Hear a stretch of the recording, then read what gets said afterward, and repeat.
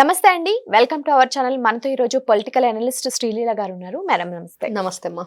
Madam, ఇప్పుడు YCP వాళ్ళ అరెస్టుల పరంపర అనేది కొనసాగుతూనే ఉంది. ఇప్పుడు ఎవరెవరైతే లీడర్లు ఒక్కొక్కళ్ళు అవుతున్నారు, ఇంకా నెక్స్ట్ ఫైనల్ డెస్టినేషన్ లాగా లాస్ట్ లో జగన్ గారు ఉన్నారు. ఇప్పుడు నెక్స్ట్ ఆయన అరెస్ట్ అవుతుందేమో అని ఆలోచించి ముందే ఆయన కేంద్రం కాళ్ల మీద పెడితే అంతా సెట్ అయిపోతుంది అన్నట్టుగా ఆయన అపాయింట్మెంట్ తీసుకోవడానికి వెయిట్ చేస్తున్నారు అని చెప్పేసి వార్తలు వస్తున్నాయి. బట్ ఇక్కడ వైసీపీ నేతలు ఏం చెప్తున్నారంటే మోదీ గారే జగన్ గారికి కాల్ చేసి అపాయింట్మెంట్ అడిగినట్టుగా మాట్లాడుతున్నారు. అసలు ఈ రెండిట్లో వాస్తవం ఎంత ఉంది మేడం? ఒకప్పుడు జగన్మోహన్ రెడ్డి గారి మాటలు వింటే కేంద్రం మెడలు వంచి ప్రత్యేక హోదా తీసుకొస్తాను రాష్ట్రానికి అన్నాడు. ఈయన ఎన్నిసార్లు తల వంచి మరీ ఆయన కాళ్ళ మీద పడబోయాడు అందరికీ తెలుసు, అధికారంలో ఉన్నప్పుడు జగన్మోహన్ రెడ్డి. కానీ ఇప్పుడు కొత్తగా అసలు ఎందుకు ఈయన అపాయింట్మెంట్ అడుగుతున్నాడు, ఎందుకు వెళ్ళాలనుకుంటున్నాడు, నిజంగానే ఈయన అడుగుతున్నాడా లేకపోతే మోడీ గారే జగన్ అపాయింట్మెంట్ అడుగుతున్నాడా? అదే కదా ఇప్పుడు వాళ్ళ ప్రచారం. అరే మీరు ఎవరితో పెట్టుకోకుండా ఉంటే బాగుండిద్ది అనుకుంటున్నావు, వాళ్ళతోనే పెట్టుకుంటున్నారా అన్నట్లుగా సినిమాలో డైలాగ్ లాగా ఇప్పుడు అసలు ఎవరినైతే వీళ్ళు కదిలించకూడదు అనుకుంటున్నారు, ఇప్పుడు మోడీ గారితోనే మీరు పెట్టుకుంటున్నారా? ఎందుకంటే వీళ్ళకి భయం, అరెస్టుల భయం అయితే ఉంది. అది ఎవరు అవునన్నా కాదన్నా వాస్తవం. ఈడీ ఎంటర్ అయింది లిక్కర్ కుంభకోణం దాంట్లో. ప్రశ్నిస్తున్నారు. రాజు కసిరెడ్డి ఉన్నారు, లేకపోతే ఈ కార్మూరి సునీల్ ఉన్నాడు, మరి ధనుంజయ రెడ్డి ఉన్నాడు, కృష్ణమోహన్ రెడ్డి ఉన్నాడు. వీళ్ళందరినీ కూడా అడుగుతున్న ఈ ప్రశ్నలు ఏవైతే వాటిలో మెయిన్ వాటికి వాళ్ళు అసలు సమాధానం చెప్పట్లేదు. మరి నిజంగా అక్కడి నుంచి ఈడీ ఎంటర్ అయిందంటేనే జగన్మోహన్ రెడ్డి గతంలో అరెస్ట్ అయింది ఈడీ వాళ్ళు అరెస్ట్ చేశారు అక్రమ ఆస్తుల కేసులో. 16 నెలలు జైల్లో ఉన్నాడు. దాదాపుగా 12-13 సంవత్సరాలుగా బెయిల్ మీద తిరుగుతున్నాడు. ఇంకొక వైపు చూస్తే ఈయన తమ్ముడు ఉన్నాడు, చిన్నపిల్లాడో పసిపిల్లాడో మరి అవినాష్ రెడ్డి, ఆయన కూడా దాదాపుగా ఏళ్ల తరబడి బెయిల్ మీద ఉన్నారు. అంటే వీళ్ళ అన్నదమ్ముల అనుబంధం ఎలా ఉందంటే బెయిల్ మీదే మేము బ్రతుకుతున్నాం. ఎన్ని సంవత్సరాలు ఉంటారు బెయిల్ మీద? అంటే కోట్లు కొట్టేసినాడికి బెయిళ్ళు, కోళ్లు కొట్టేసిన వాళ్ళకి జైలు. ఒక కోడి కొట్టేశాడు అనుకో వాడిని తీసుకెళ్లి జైల్లో పడేస్తారంట. కోట్లు కొట్టేసిన వాళ్ళు మాత్రం బెయిల్ మీద తిరుగుతూ ఉంటారు జైలుకి వెళ్లకుండా. ఇది లోకం పోకడా అన్నట్లుగా ఈ రోజున ప్రజల మాటలు. ప్రజలు ఈ రోజున ఏం ఆలోచిస్తున్నారు? నిజంగా జగన్మోహన్ రెడ్డి అనే వ్యక్తికి ఒక రాష్ట్రాన్ని అభివృద్ధి పదం వైపు నడిపించాలని కానీ, ఒక ప్రధానమంత్రితో చర్చించి అసలు అక్కడ చర్చలు ఏ విధంగా జరుగుతాయి, ఏ విధంగా మాట్లాడేయాలంటే ఈయన చూసే మనం ఏదో ఇంటర్నేషనల్ కాన్క్లేవ్లో మాట్లాడినట్టున్నాడు. ఇట్స్ వెరీ లెంతీ క్వశ్చన్ అని చెప్పేసి పక్క వెళ్ళిపోయాడు. అంటే సమాధానం చెప్పలేడు, అదే అన్నాడు ఇట్స్ వెరీ లెంతీ క్వశ్చన్ అని చెప్పేసి వెళ్ళిపోయాడు. అంటే జగన్మోహన్ రెడ్డికి ఇంగ్లీష్ రాదు, హిందీ రాదు, తెలుగు అసలే రాదు. చూసి సరిగ్గా మాట్లాడలేడు, చూడకుండా అసలే మాట్లాడలేడు. ఇది ఆయన పరిస్థితి.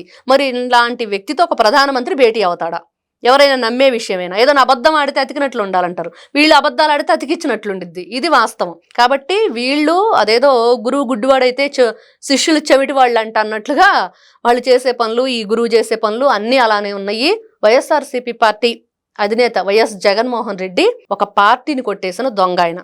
ఆ పార్టీ పెట్టినతనే చెప్తున్నాడు శివకుమార్, ఈ పార్టీ నాది బాబు, నా దగ్గర నుంచి కొట్టేశారు, నా పార్టీలోకి వచ్చి నన్నే పార్టీ నుంచి సస్పెండ్ చేశాడు జగన్మోహన్ రెడ్డి. మరి ఇంత గొప్ప వాళ్ళని నేను ఎక్కడా చూడలేదు, నా పార్టీకి ఆ ఫ్యాన్ గుర్తు తీసేసి గొడ్డలు గుర్తు ఇవ్వండి అని కూడా ఆయనే కోరాడు. ఇట్లా చెప్పుకుంటూ వెళితే వీళ్ళ చరిత్ర ఎంత అనేది, వీళ్ళు ఏ విధంగా వియ్యానికైనా కయ్యానికైనా ఒక సమఉజ్జి ఉండాలి అంటారు. ఒక వ్యక్తితో సరితూగే విధంగా ఉండాలంటే నీకు ఆ సమఉజ్జి అనేది ఉండాలి. ఎక్కడుంది జగన్మోహన్ రెడ్డికి ఆ సమఉజ్జి? ఈ రోజున తల్లికి న్యాయం లేదు, చెల్లికి న్యాయం లేదు, బాబాయ్ కూతురైన సునీతారెడ్డి గారికి న్యాయం లేదు. ఆవిడేనా ఏం కదా మొన్న డిక్లరేషన్ లెటర్ మీద సంతకం పెట్టి తిరుపతి దేవస్థానానికి వెళ్ళింది. ఇప్పుడు ఈయన సిగ్గుపడాలి జగన్మోహన్ రెడ్డి గారు. ఏ రోజు కూడా డిక్లరేషన్ లెటర్ మీద సంతకం పెట్టకపోగా అక్కడికి వెళ్ళటం కాకుండా సతీ సమేతంగా ఎప్పుడు పట్టు వస్త్రాలు సమర్పించింది మనం చూడలేదు. మరి ఆ తర్వాత ఈయన స్వయంగా అసలు వాళ్ళ తాడేపల్లి ప్యాలెస్లోనే స్వామివారి దేవస్థానం యొక్క నమూనాతో సెట్టింగ్ వేయించి అక్కడ సంక్రాంతి సంబరాలు చేసుకున్న పరిస్థితి. ఇంత భయంకరమైన వ్యక్తి ఒక రాష్ట్రానికి పరిపాలకుడుగా 5 సంవత్సరాలు పరిపాలన చేసిన తర్వాత మరి ఎవరైనా సరే వీళ్ళు ఈ ప్రచారాలను ఎవరైనా నమ్ముతారా? ఏం చేయటానికి వీళ్ళు ఈ రోజుని ప్రచారం చేసుకుంటే ఈయన జగన్ వెనకాల ఒక పెద్ద అండ ఉంది అని చెప్పడానికి ఈ ప్రచారం ఏమైనా చేస్తున్నారంటారా? ఎంత పెద్ద అండున్నా అనకొండున్నా వీళ్ళు చేసిన తప్పులైతే తప్పులే. అవి ఎవడో కూడా దాన్ని ఎవరు ఈ తప్పుని ఇదిగో ఈ కేసు నీకు మాఫీ చేస్తున్నాం అనేది ఉండదు. అది తరతరాలకు చెరగని చిరునామాలాగా వీళ్ళని వెంటాడుతున్నాయి. అవన్నీ ఎప్పుడు కొట్టేశారు, ఎలా కొట్టేశారు? వీళ్ళ నాన్న 2002-03 టైంలో మరి ఇల్లు కూడా అమ్మేసుకునే పరిస్థితిలో ఉన్నాడు జూబ్లీ హిల్స్ లో. మరి ఈ రోజున ఈ వేల కోట్ల రూపాయలకి ఎలా పడగలెత్తారు మీరు? అసలు సాక్షి ఛానల్ బిల్డింగ్ ఎక్కడుంది? వక్ఫ్ భూములు, ముస్లింలకు సంబంధించిన వక్ఫ్ భూములు దాంట్లో ఉంది. అది అక్కడ దాంట్లో ఎలా కట్టుకున్నారు, ఎందుకు కట్టుకున్నారు? అసలు ఈ సిమెంట్ ఫ్యాక్టరీలోంచి ఎక్కడ డబ్బులు పెట్టారు, ఎక్కడి నుంచి వచ్చినాయి? సూట్ కేసుల కంపెనీ ఎవరిది? అసలు వీళ్ళ భారతీయ సిమెంట్ దాని నుంచి ఎంత పొల్యూషన్ బయటకు వస్తుంది? గూగుల్ డేటా సెంటర్ గురించి మాట్లాడేవాడివి నీ భారతీయ సిమెంట్ గురించి అడగాలి కదా అందరూ. దేని నుంచి ఎంత ఎక్కువ దేనికి వస్తుందంటే భారతీయ సిమెంట్కి ఎక్కువ పొల్యూషన్ వస్తుంది. మరి అది చెప్పకుండా అంటే ఈ వ్యక్తి ఎంత అండ ఎవరుంటారు, అండ ఒకవేళ అనుకుందాం ఒక ఎగ్జాంపుల్గా, ఓకే జగన్మోహన్ రెడ్డికి అండ ఉంటే ఎలాగా ఒక వ్యక్తిత్వం అనేది ఎలా ఉండిద్ది అనేది మనం చూసాం. 2019-24 మధ్య ఇతను తప్పు చేసింది కాక ఏం పర్వాలేదు, మీ మీద కేసులు ఉన్నాయా, మీరు ఉద్యమం చేశారనుకోండి, లేకపోతే నేను కేసులు పెట్టించుకున్నా, నేనే ఎగ్జాంపుల్. జగన్మోహన్ రెడ్డి పబ్లిక్గా మీటింగ్లో చెప్పాడు.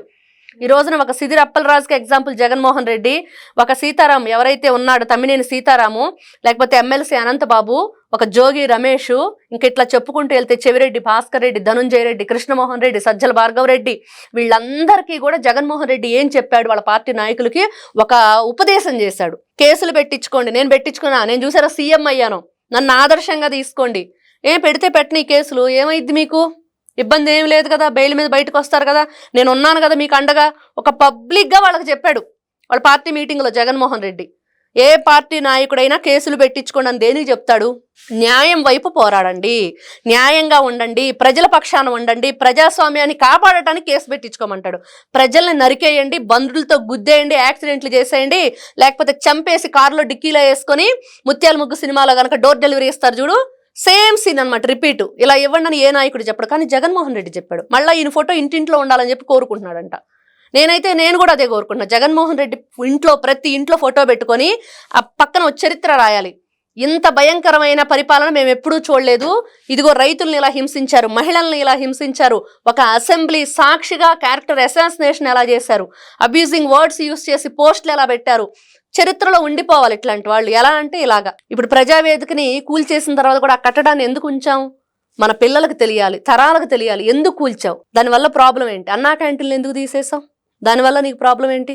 అన్న ఎన్టీఆర్ ఎంతో గొప్పగా అన్న ఎన్టీఆర్ పేరు మీద అన్నా క్యాంటీన్లు పెట్టి పేదవాడికి 5 రూపాయలకు అన్నం పెడుతుంటే జగన్మోహన్ రెడ్డికి ఏంటి ప్రాబ్లం.